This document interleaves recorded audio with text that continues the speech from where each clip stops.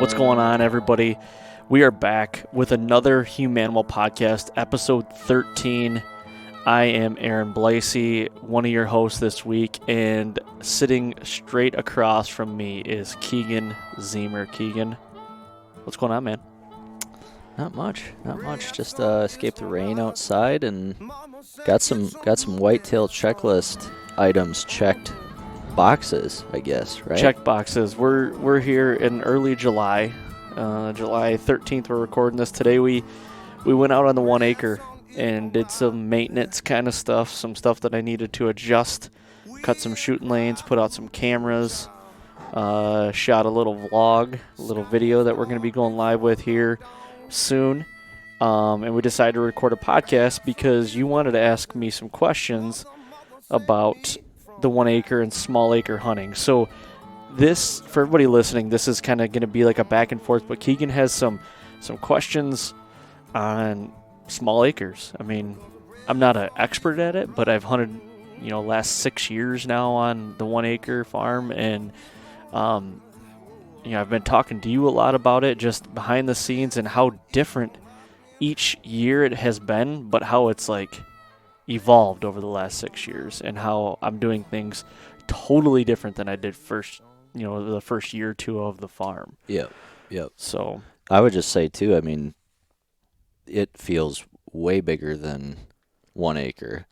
And I've got to walk on it now with you. I've seen 3 years of it, I think. For sure, too. Yep. And just going in it today compared to even last year, you walked me and my mom through it. Yep. And that was her first time ever seeing, hinge cuts like that and kind of weaving through. But like this year, and like you said today, it's the middle of July. Everything is growing and peaking right now, but it felt like a jungle in there.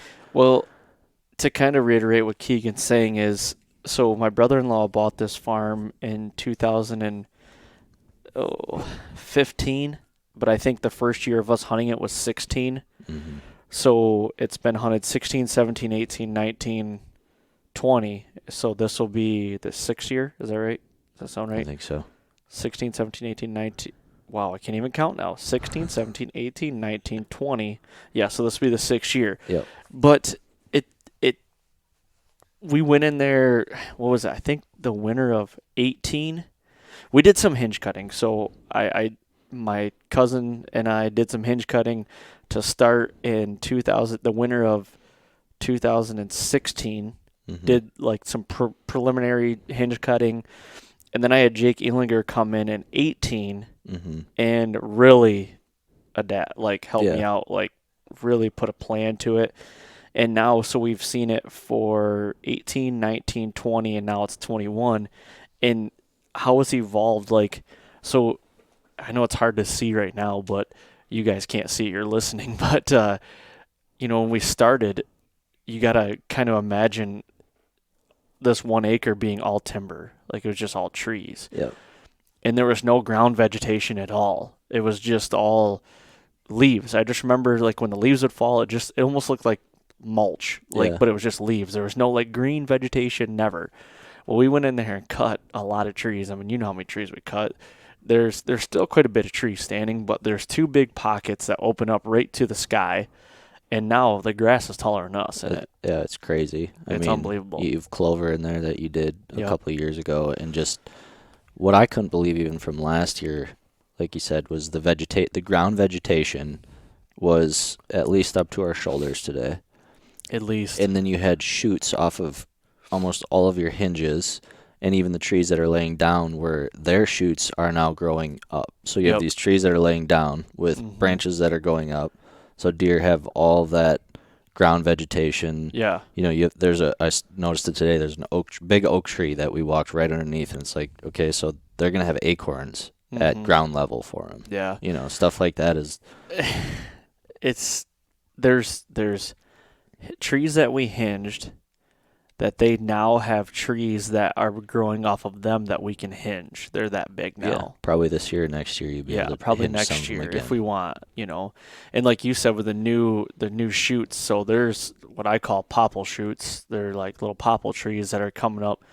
When you go in and clear cut an area, like we had our family farm, a lot of it clear cut last year. Well, now there's all these new popple growth. Well, there's popple trees in the 1 acre now that are 12 foot high that I don't even remember being there last year, you know. And like Keegan said, I mean, you look at someone across the way, the grass is so high, you can see shoulder and head. Yeah. That's it. Yeah. You know, the deer, and like right in the middle of it is this just nice lush clover plot, you know, and it's not very big. You might be able to fit 2 of my pickups in there. Yeah. You know, it's not big at all. Yeah. So it's I don't know how to say this. Go look at it. Here's a blatant plug to the 1 acre story. It's like, go look at it, because it's, I mean, then you at least get an idea of it, because I'll say too, like today where, you know, you cut those branches and you hung that first camera, and then we walked around and walked in, and you said we're 40 or 50 yards from where we just hung that camera. Like, and I had to look at that again and be like, really? Yeah. Because it is so thick right there. I would have thought we were so much further from that. It is thick. And, you know, to what Keegan said, go to our website, go to iamhumanwell.com, and on there we've started a 1 acre story. So if you go into I think it's the first video we did, like at the end of it, I do a couple snapshots of what it like was before we did the hinge cut, and then from the very first hinge cut, you can kind of see like what it looked like. But now I should just go do a video in it and just like show everybody, like do a cribs 1 acre. Yeah. You know what I mean? You should like a cribs video. But it's gnarly. I'm excited to see like how the deer will move through it this year. Now, with all this being said, it is very hard to hunt it. You know, it's all ag fields around. I feel like a broken record. I feel like I've talked about this on my podcast so much, but it's really unique in the fact that it's a triangle shape, and it's in the corner of an 80-acre parcel.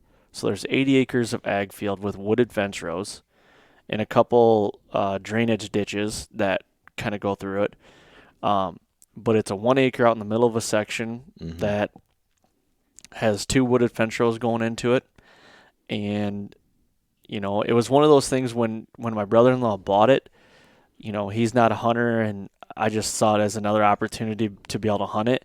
Well, the first 2 years I hunted it, like I wasn't seeing deer. You know, I couldn't get deer close to me. Yeah, like you'd probably look all the way through it. Exactly. You literally could have thrown a baseball through it. Yeah. You know, you would have hit some trees, but like you could have ran through it in a straight line. Now, if you run through it in a straight line, you're only going about 5 feet until you're falling on your face. Yeah. So that's kind of when I started breaking down, like, you know, who out there has a 1 acre or a 2 acre, 3 acre parcel that might be doing something that I want to do, hinge cutting. And that's kind of how my podcast, the fall podcast, got started in 2017, is I was scouring the internet everywhere, forums everywhere, and I couldn't find anybody that was really like honing in on like little micro acres. So that's kind of what helped my podcast go too. And I like to pride myself on like talking small acres, and really I get a lot of listeners now that want to hear more about it. Like, what are you doing? Like, how should I do this? How should I do that? Every situation is different. I have yet to kill a deer in it. I've actually yet to go full draw at a deer in it. But with the nature of what I do too, I don't get to hunt it a lot. I mean, last year I hunted it probably 4 sits, maybe. If that. Yeah, and I did see a lot of bucks. I saw some shooter bucks, and one morning I was clipped on, but the buck that he was on the outside coming in, and he got into a thick spot that I couldn't even see him. Yeah. And he just kind of skirted me and never gave me an opportunity. But now we'll get into it more here in a little bit because I know you got questions on it, but you got to be strategic with it and how you hunt it, how you enter it, how you exit it, because I only have one entry and one exit. That's the only shitty part about it. So yeah. But yeah. Yeah. Well, I mean, that's a good transition into kind of the first thing that I wanted to ask you about with the 1 acre. The 1 acre project is, what are your expectations? What are your goals for this season? You said you haven't shot a deer in there yet. So, yep. I mean, I guess what are you hoping to do this year? Obviously, every year you're probably like, oh, I want to shoot a deer in there, but Right. I mean, yeah, ultimately I want to kill a deer in there bad, whether it's a buck or a doe, to be honest with you. Like, I just want to, like, I want to feel the fruits of the labor kind of deal. You know, it's 6 years now. I just want to be able to, like, harvest something in there and be say like, it paid off. yes, it paid off. You know, now the monkey's off the back, let's do it. Now, with that being said, I have shot other deer on the farm, you know, because I do have other stands on some wooded fence rows, you know, that I can hunt as well. There are some other opportunities. I shot one deer, Jim Abbott. He was a story that I had on on the fall podcast earlier, and didn't, I hit him high, didn't recover him. He got hit by a car. Long story short, kind of thing. Last year, you know, chasing the deer that you named, Tynes Ward, and I ended up missing him. That is on the 1 Acre story as well, just that little shot, but that story will unfold on our TV show this year too.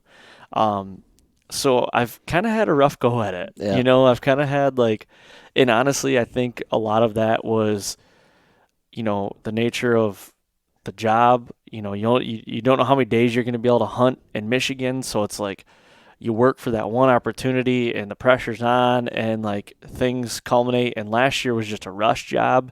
Jim Abbott was a rush job. I need to slow the moment down, to be honest with you. And I need to act like I've been there before. So, but to go back to expectations ultimately is to kill something, but I want to be able to go into the 1 acre and have sits where, you know, I have multiple deer come through doing what I want them to do, you know, what I've designed it to do with the trail systems in it and with me in the stand right above them. That'd be the ultimate goal other than, you know, harvesting one. But I don't know. It's going to be tough for me to shoot a doe in it, I think. Yeah.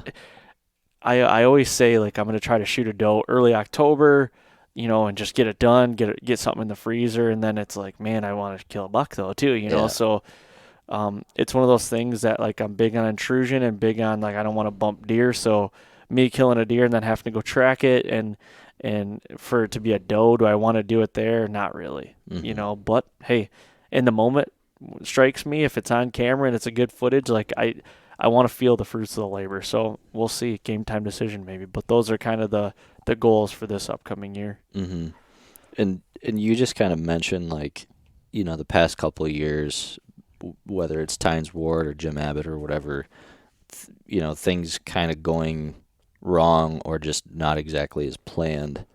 And I guess what's your approach going to be, or what are you going to do different this year, you know, in terms of hunting? I know, you know, you just put up a buck cut in there. You're doing some things a little bit different when it comes to, you know, looking at strategies and figuring out where your stand placement is. So what are you going to do? What are you going to do different? So my biggest thing, I guess, is so the triangle shape of the 1 acre, which, you know, which would be the north tip of the south tip of the 1 acre. There's a really good pinch point in there. There's a wooded fence row that connects the 1 acre to the neighbor's timber, which, you know.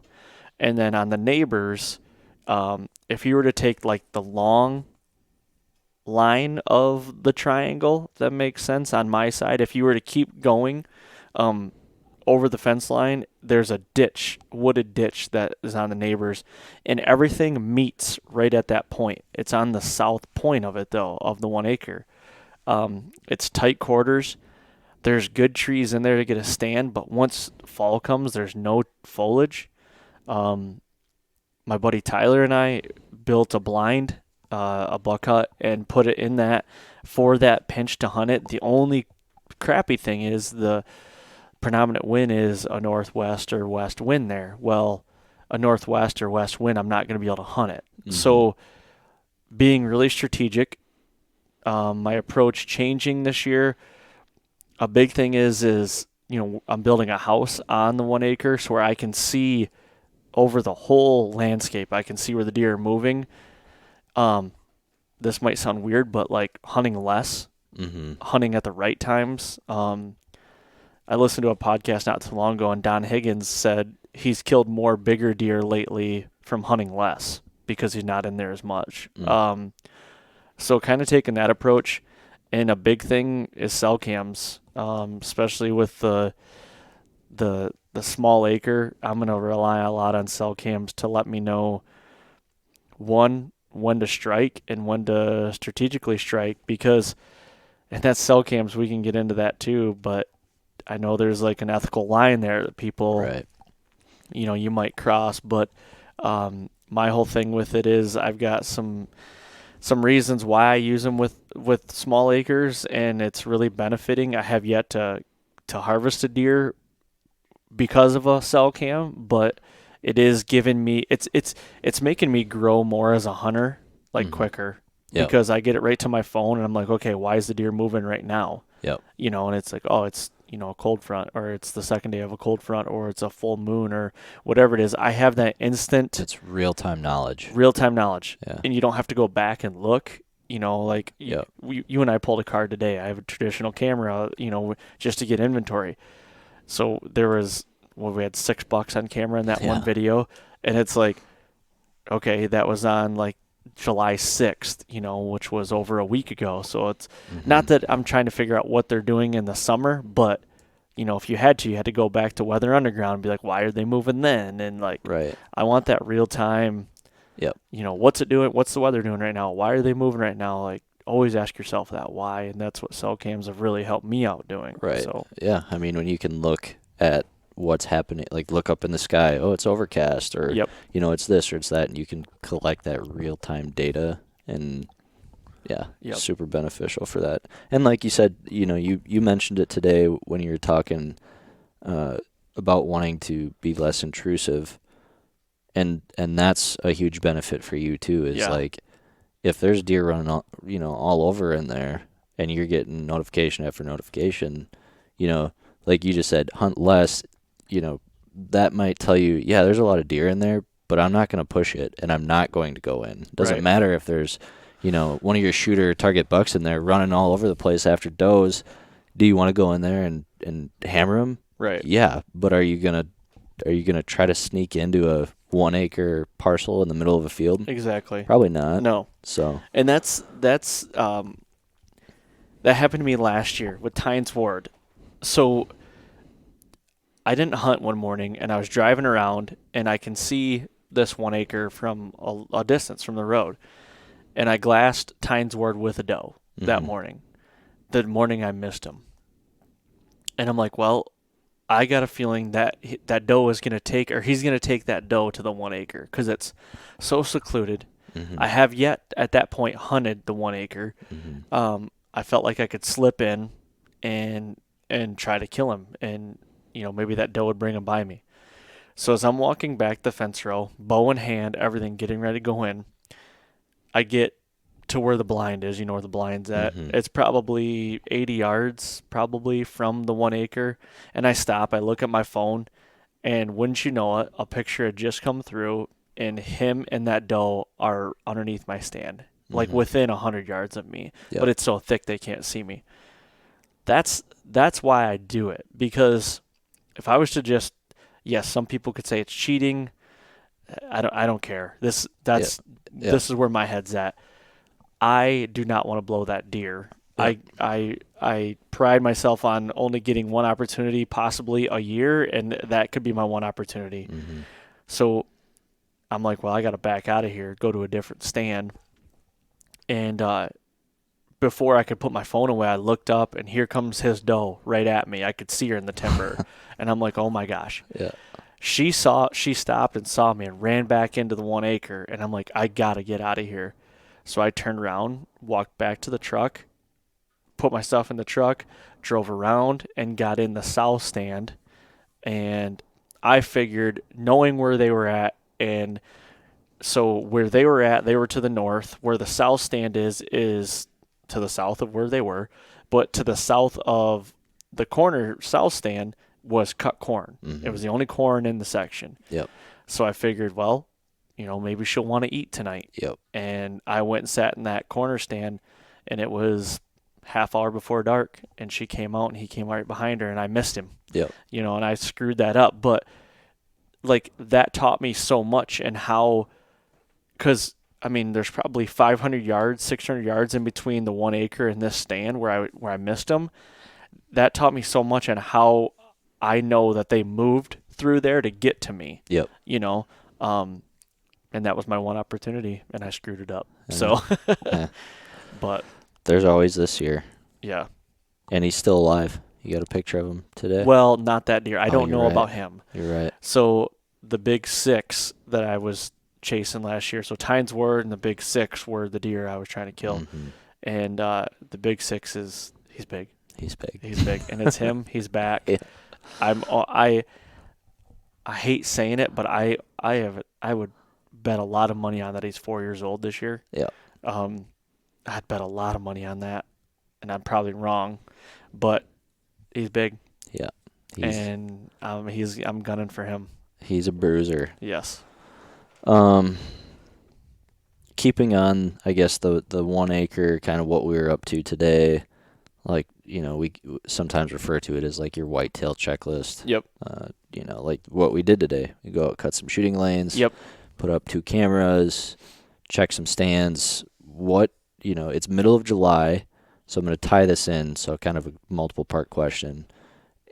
First part is, what else do you have planned, if anything, for the 1 acre? And secondly is, when is the last time that you want to be out there in there, being that it's a small parcel, before season starts? Like, how much breathing room do you want to give that, and what are you doing?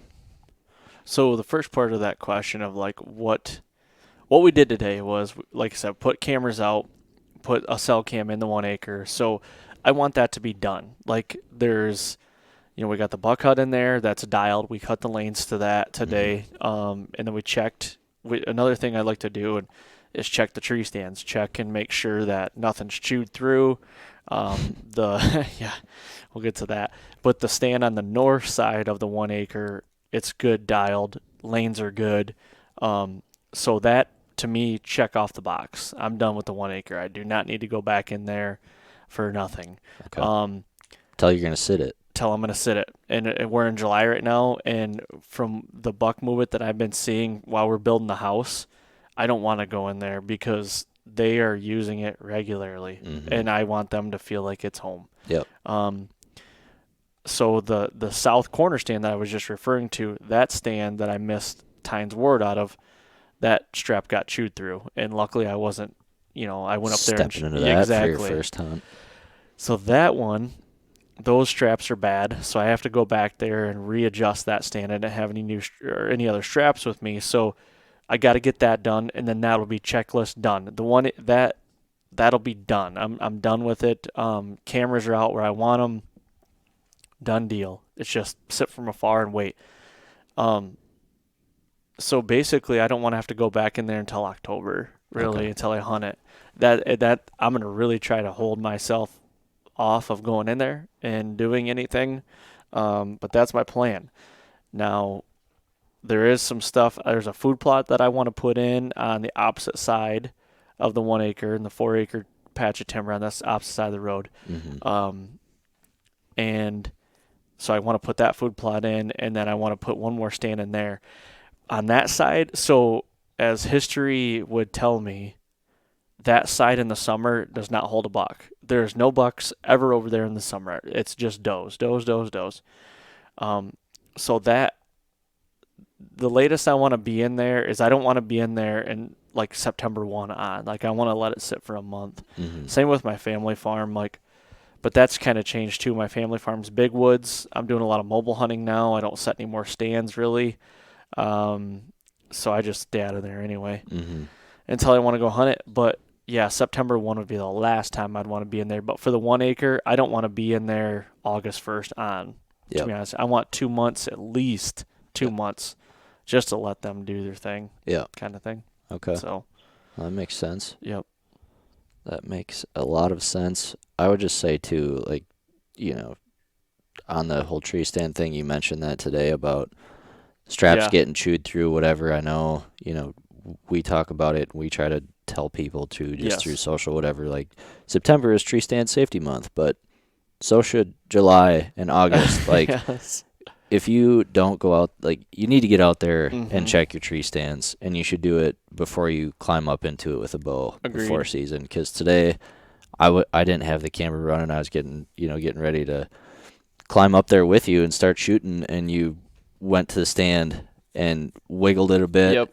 and it started giving. Giving and away. it's like if you would have climbed up there, we Yeah. had camera gear, whatever, and stepped on that thing. Oh, it would not have been good. No. And there's a rock pile underneath of the tree. Yeah. Like literally, the tree is surrounded by a pile of rocks, Yeah. and that wouldn't have been good. But Yeah. So always check your use some stands. like use right now because Mhm. you got time. I know other places season will open early September, Yeah. mid September, whatever. So go out right now. It's perfect time. Yeah. Take your kids, whatever, and go out and just check your tree stands, please. Check the bolts, check the cables, straps, whatever, and replace what you got to do. So Yeah, and also something I really want. This is gonna be a selfless plug, but Hunter Safety System makes a hanger harness, oh yeah, and the bee's knees. it really is. If you guys have never heard anything about the hanger harness, you should really look into it, and for a couple reasons. So the hanger harness, it is, I think, $110, something like that. That's not bad at all. No, it's not, and it's got two big saddlebags on each side, Mm-hmm. and it's just a harness that is designed to hang your tree stands. You can sweat in it, you can get it dirty. A lot of times you might be running chainsaws in the off season to cut lanes. You probably get oil or whatever on it. I know mine kind of does because I just don't. Yeah. You don't want to be Just throw it in using the your back of the Ranger. exactly. Yeah. You don't want to be using your hunting harness with it. I have one. Keegan's got one. It is unbelievable. Like I said, I think they're $110 on Hunter Safety Systems website. Go check that out. Yeah. Honestly, because It's worth its weight in gold. it really is. You throw tree steps in there, you throw Yep. extra pins, you throw a handsaw, you Handsaw. have I have string. I have a wicked, or no, what is my handsaw? No, I have a buck handsaw. That's Yeah. what I have, a buck knives handsaw, and it's got a little pouch on the side that I let hang off of it, and it's always right there. It's got a little tether on it, cut things off. It is awesome, and it comes with a lineman strap that goes around the tree. Always use that, and you can never be too safe. That part that you're talking about there too. So growing up, I hung on branches and wrapped my legs around tree. Yeah. Like really didn't get into one of those types of harnesses until I started working here with you guys.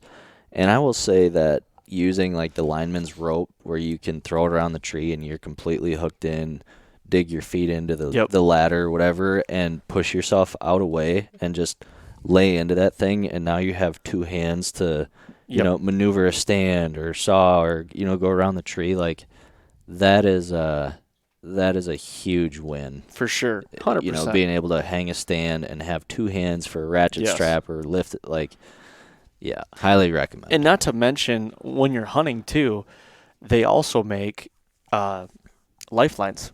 Yeah. Lifelines are key, and my wife won't get in a tree without a lifeline. Yeah. And honestly, I mean, I will. I won't lie to you. Yeah. But I'm not going to sit here and say I religiously use lifelines. I do. All my stands in Michigan have them. Mm-hmm. But when I do a mobile hunt, I don't. But I use a lineman strap, which helps. Yep. But lifelines, I'm actually looking right here. You can get a 3-pack for $106 Yep. on Hunter Safety Systems website. Lifelines are huge, and they actually have reflective thread in them. thread in them. Which is awesome. Yeah, so like in the or- morning, yeah. if you have a flashlight, you just buzz it, you know what I mean? Yep, And it's through like, the boom, woods. Oop, there we are. there, and you just see a line, and it's like, right there it is. It's essentially what it is, if you don't know, is there is a pressic knot that is at the bottom of the tree on this rope that you've already pre-hung above your tree, and you clip into that, and you climb up and you move the pressic. And if you were to fall, the pressic is designed to grab, and you will not go down. Yep. And you're literally connected from the ground up. The ground until you're in the tree. Mhm. Yeah. No, those are Those are huge too. I actually had a friend of mine I went to high school with last year that fell out of a tree and was lucky he was able to reach his phone. He couldn't move his legs. And Really? yeah, had his father-in-law come pick him up. And Oh my gosh. He said himself, he's like, yeah, I need to have something like that because you're not Yeah. always going to be lucky and have, somebody there or be able to reach a phone. And then I know. what do so. Yeah, so like they're $43 for a single on Hunter Safety Systems website, and they're $106 for a 3-pack. Yep. I recommend doing that. Yep. I just got one for my mom last year too. After same thing, I'm just like, my mom hunts by herself, and I'm like, we're gonna put these on all the stands that you're going into. Definitely. So, yeah. It's definitely worth it. So. Yep. I guess that would be my big takeaways for being safe. Check your stands, check your today's kind of scary for that reason, so sorry we went off on a tangent talking like stuff in tree stand safety down your throat, but it's that we were kind of lucky today. So, yeah. What else do you have? Do you have any more questions on there? Anything like? Yes, I have one more question on the 1 acre kind of all-encompassing. So you touched on the fact that you guys have had it for 6 years. Yep. You've kind of been making changes starting the first year, 2 years later, hinge cutting, and like every year since then you've managed a small acre parcel. Yep. So for anybody else who potentially would come into one of these or, given the hypothetical scenario that I said, hey, Aaron, here's a blank canvas of that same exact property or whatever. Yep. What would be your priority day one or year one to go in there and do immediately based on the things that you've done, seen, and learned from? Where do you start? How do you hunt? Like, I know that's a lot, but what are you doing to it right away to make it what you want? And then you touched on earlier too how you overhunted it probably. Yep. So definitely did. What are you doing with a blank canvas on small acre tracts? So the first thing I'm going to do is look at what's around it first. Is there a lot of food around it? A lot of ag? In my scenario, there's a lot of food. I mean, every field there's 2 fields that touch it on 2 sides, and the other field is cover, but there's 2 fields that are always food. Mm-hmm. It's got food. Now, late season food is to be had. It's like, late season, I plant the clover plot and some other stuff in the 1 acre for late season, maybe just pull a little bit. But the first thing I'm going to look at is what does it not have that I can fix in the first maybe year or 2? If it doesn't have cover, then I'm going to go in, depending on when I get it. Hinge cutting takes a while. Hinge cutting kind of gets a bad name too, and I'm not going to go and say just hinge cut, but hinge cut is a way to be able to manipulate deer to do what you want to do, and maybe make them come in here in daylight hours and spend some time. With my piece, it's 1 acre. I don't want deer to be able to come. I don't want a buck to be able to come from a field and just look into the timber and be like, no does in there. There's nothing in there that I really want to see, so he doesn't have to come through. Mm-hmm. I want him to have to come in there and spend some time. Like, we walked around in there. It's hard to walk around in there. You're on your hands and knees sometimes. Yep. And jumping over things. Now, I get it. Deer are more elusive than us humans are, but I wanted to make these deer have to not be able to see from a field in there. He can still scent check it. He can come downwind and scent check it, but that makes it easier for me, I think, because then you put your stand downwind of like where your predominant wind is, and shoot them as they're coming downwind to check it. Yep. So I'm gonna see what I can fix in year 1. See what it doesn't have. If it needs food, try to do some food. But the good thing with hinge cutting too is you're bringing a lot of forage from up top and bring it down for food as well. Woody browse and all that stuff. That's a big portion of a deer's diet is woody browse and what they can't eat that's 50 foot up. Yep. And you're also letting that vegetation, that forest floor kind of grow as well. So that the hinge cutting is kind of a twofold thing. You do create some food, but you create some cover, bedding, and you're making deer want to be there. So figure out what you can fix in year one, but also don't boil the ocean. I mean, we're going through it with our Illinois farm right now. There's so many things we want to do to it, but it's a 5-year plan for 50% of it, not even the whole thing. We're thinking in 5 years we want to be done with 50% of it. So don't boil the ocean. Like, I was fortunate enough to have a little spring running through the 1 acre, so it's got water there all the time too. So that's nice to have. But create cover. I don't feel like you could ever have too much cover, to be honest with you, and you can never have too much food. But in a micro piece, it's sometimes hard to do that. So that's what I would do. Also look around you, like look at the neighboring properties, see what they offer. See, like, the good thing is that one of the neighbors has good edge and it's got good cover. So that helps out too, that helps me out. But look at your entry and exit. Try to have multiple entry and exit. I don't. I have one way in and one way out. That's the only crappy thing. And be strategic about it. A lot of people, even like myself, I want to hunt all the time, but you can't. You really can't. These micro pieces. I'm going to even say, probably 10 acres or less, you don't want to hunt it all the time. Unless you have bulletproof entry. But I'll even say 5 acres or less, you have to be strategic with it. And definitely use cell cams. If you can put a cell cam in there and just monitor, just so you're not blowing deer out the back door when you're going in, you're thinking you're going out grinning ear to ear, like, I can't wait, What you didn't know is you just blew 2 big bucks out of the back end that probably never come back, and then it's like you're beating your head, and to me, you're spinning your wheels. It might be cheating, but you're spinning your wheels and you're thinking, why, what am I doing? What am I doing? That's valuable information that you could be adjusting. Yeah, and you're getting discouraged sitting there not seeing anything, and I'm going to give up on this. Exactly. Like, you just did it wrong. So that would be some things. What's the lowest hole in the bucket to fix kind of thing? Yeah. Food and cover, you can't go wrong with that, really. Water is a big deal, but you can always bring in some water if you need to. Like a little water. I've cut barrels in half and put them in the ground. Little kiddie pools people do. Yep. Water is not a big deal, but it is a big deal. But food and cover you can manipulate right now. Yep. You can with a chainsaw or a hack and squirt or something. You can do something to change it that year. Yep. So that would be my thing. Cool. And I guess with that too, it sounds like put together a strategy, or you talked about a 5-year plan. I would say that would be beneficial, and and even going in there today. So we started hinge cutting in 18, like the good big plan hinge cut. So it's had 19, 20. So this is like going into like the 4th year, I think, of the hinge cut, and it is huge. It is massive. Like, I thought last year it looked really good. This year it's like, wow. Yep. Like, it's almost intimidating now. Yeah. It's so much taller than me. Yeah. You can't see deer in it. Like, it's so thick. Yeah. So thick. It is just a little woolly mess. It's literally a jungle. Yeah.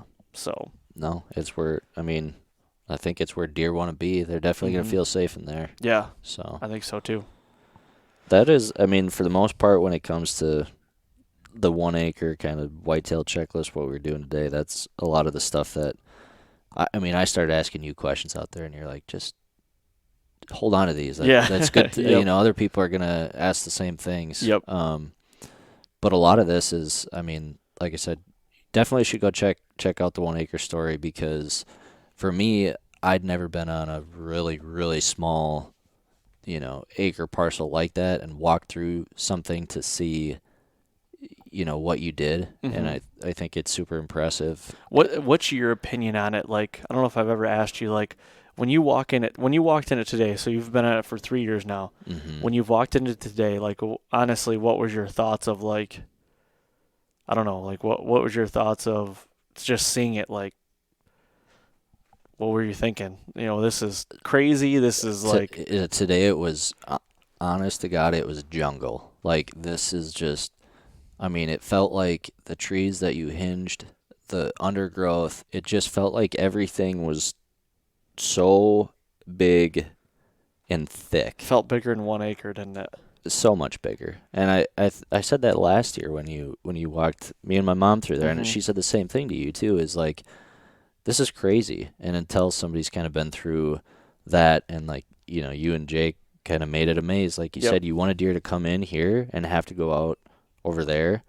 And I mean, that's what it is. So yeah, I mean, today I was in awe just of, like we already said, the grass in there was 5 to 6 feet tall, grass, shrubs, whatever. Your clover was probably a foot tall, lush. They're eating at that. You had, different spots that you kind of cut and laid branches over where you hope that deer bed in there eventually. We came up on that one today. It was completely mud with tracks in it. It's like, looked like a bed for sure. Yeah, I mean, you really did. You created a jungle where it's getting sunlight. It's helping everything to grow. It's lush, but then underneath all of it are these weaving trails, and there's shade. I mean, you go near that little creek too, and you can feel the temperature change. The thermal change, Yeah, it's like, okay, well, if I'm a deer and it's 90 degrees out,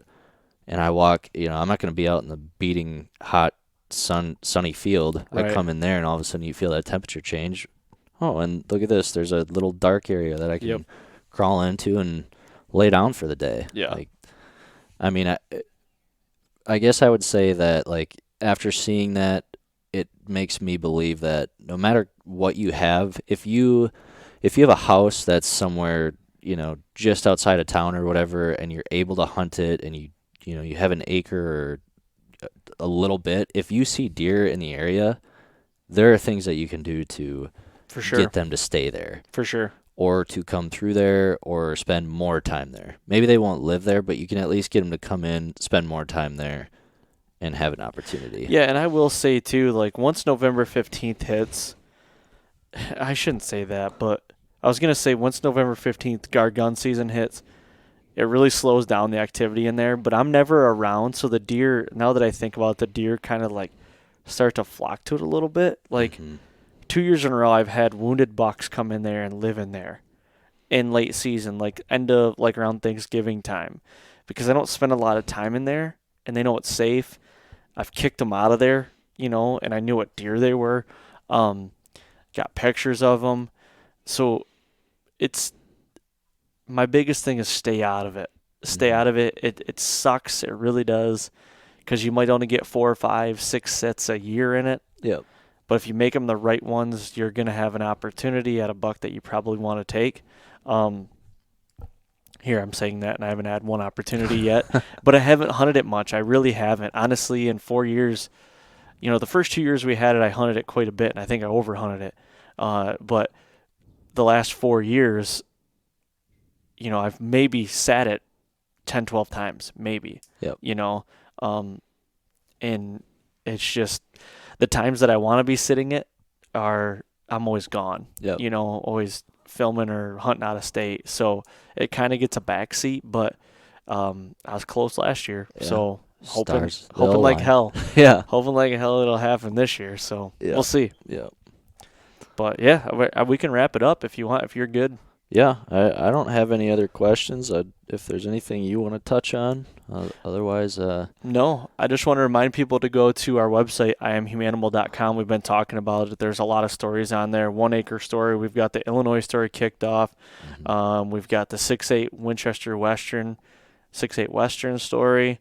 The 989 Gobbler Club. Like, it's a pretty cool turkey. Turned out really cool. A lot of kills on there. Yep. A lot of written word. A lot of pictures, a lot of educational, a lot of blogs, different stuff. Yeah, I would say too. I mean, we've had partners that are coming up huge recently for giveaways. Yes. So if you have not checked out the website, the giveaway section too. I mean, we just wrapped up a Winchester 6.8 Western loopholed scope. Big giveaway. Before that, it was a preseason package. A bunch of partners threw down on that. And there's a lot more coming right now. We got another one coming up with the drop tine seed. don't we? At the Yes. end of July, I think. Yep, July or beginning of August. But yeah, I mean, Yes. if you're thinking about doing a food plot, Food plot seed. We got a seed giveaway. We're coming up here from Drop Tine Seed Company. Jason Snavely. He's a wildlife biologist that is.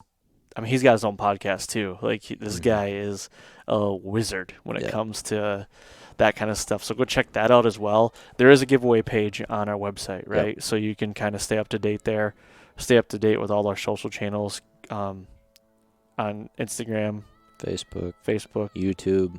subscribe to the newsletter that comes out. Yep. Email every Tuesday we have a newsletter. So. And then we still do put stuff up on our YouTube. Go check out our YouTube channel. I mean, there's a lot of good stuff on there. And our TV show right now, Humanimal, is running on Mondays.